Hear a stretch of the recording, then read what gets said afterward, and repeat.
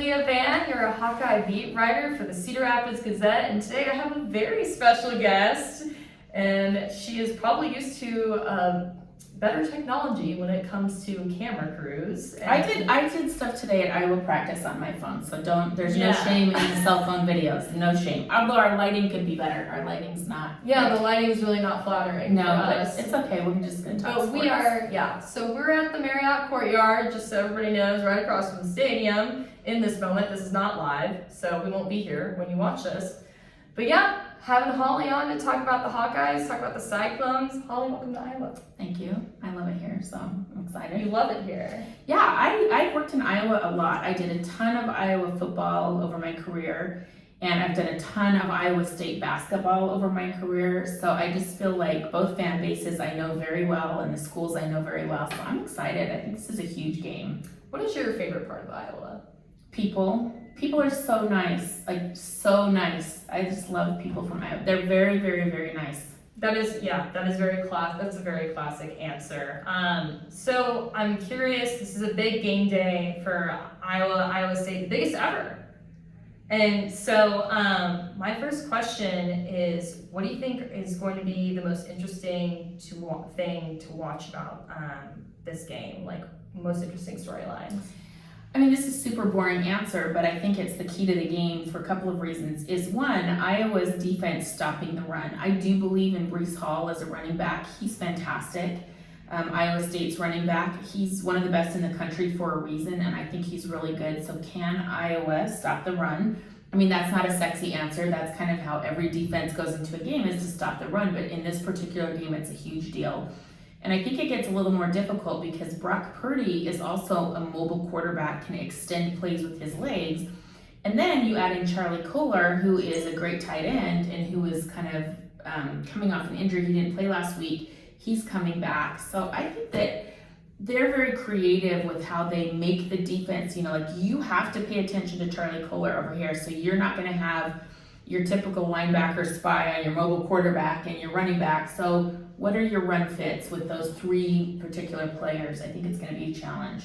Yeah, for sure.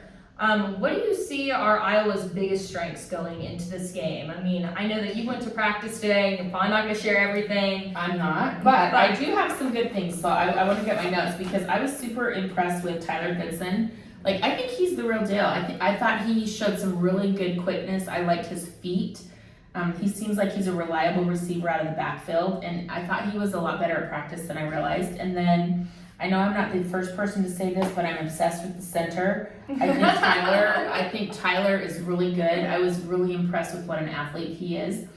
I do think it's weird, and we talked about this a minute ago, but this is a very inexperienced offensive line for Iowa compared to Iowa's standards, right? Right. Like, I was literally looking, and I was like, outside of the center, these guys have 10 career starts combined among 4 players, which I think for Iowa standards is really crazy. But, sometimes you're young on the front. They have an exceptional center, but that's going to be interesting to watch because I think Iowa State's defense is their strength, and I'm curious to see how this offensive line holds up.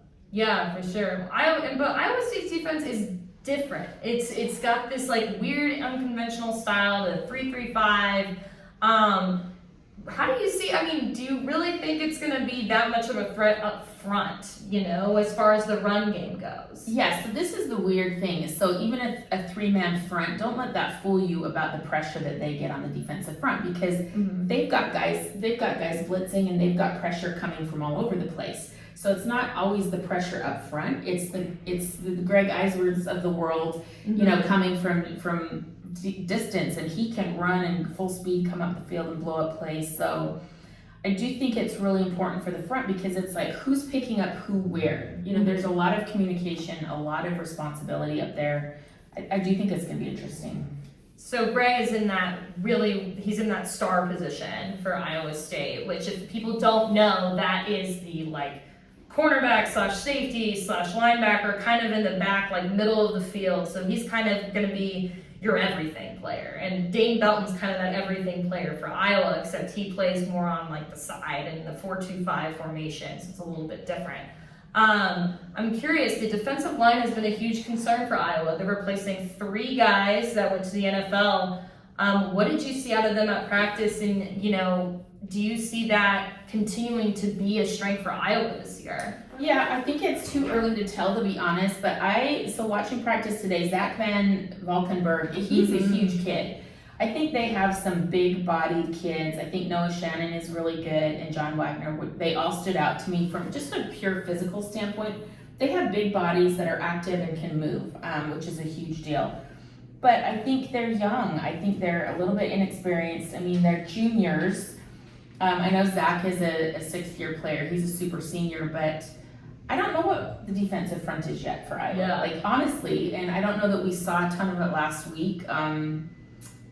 I think that's TBD, to be honest. Yeah, for sure. And then, do you, by chance, yet have a score prediction Oh my for gosh. our game? No, I don't have a score prediction. So both teams have good offenses. I know Iowa is averaging over 30 points a game in this 7-game winning streak, but I think that they're facing an elite defense in Iowa State. So I would predict a low defensive type of game. I think I do. Oh man, I don't know. I really don't know, because Breece Hall could just run the heck out of the ball and really change this game. I just don't know yet. I really don't know yet. I haven't seen this Iowa defense play in person, and so I don't feel like I have a good feel for it. I did think they did a nice job at practice today of their run fits, and I do think that they're physical in the linebacking crew. I thought they were big and strong. I just don't think I have enough information yet. Yeah, no, that's fair. And then, I think we're all excited to see Breece Hall versus Tyler Goodson. Yeah. What do you think makes them different, and what do you think makes them similar? I think Tyler is like a little bit smaller, quick-footed, flashes out of the backfield. He's really got good feet. I think Breece Hall is more a strength, strong between the tackles. He is a versatile player in his own way, but In the I just think trenches. he's a little bit of a stronger back, I would say, between the tackles. Yeah. A lot of Iowa fans they're kind of been concerned about Spencer Petras, their quarterback, and how productive is this offense, or can it be more productive? Are they going to use their wide receivers a little bit more? Did you see anything out of Spencer today, and does he seem confident to you? And just wanted to know what you might have seen at practice. I thought the offense operated very well, and I think that, Iowa is known for tight ends. Iowa has good tight ends year in and year out. That's just who Kirk Ferentz is. He's going to have good tight ends. And I thought the tight ends looked good today at practice. They are very creative with how they use them. I think they're very active. I love that Iowa has a fullback. Oh my gosh, shout out to the fullback. If I was a football coach, I would always have a fullback, like H-back type of guy. I just think they can be a real hammer in there and help you run the ball and block.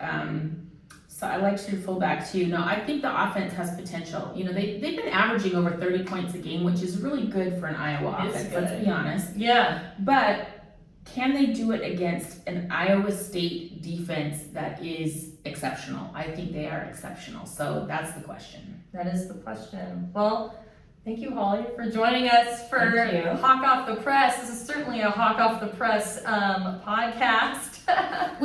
She tweeted, she was very brave. She tweeted at me, here we are, it happened. And I just wanted to shout you out because you are a cancer survivor, as am I. Women in sports. So thank you for having me. And I just want to make sure we're all supporting each other out here and uplifting each other up. Thank you so much. Thank you.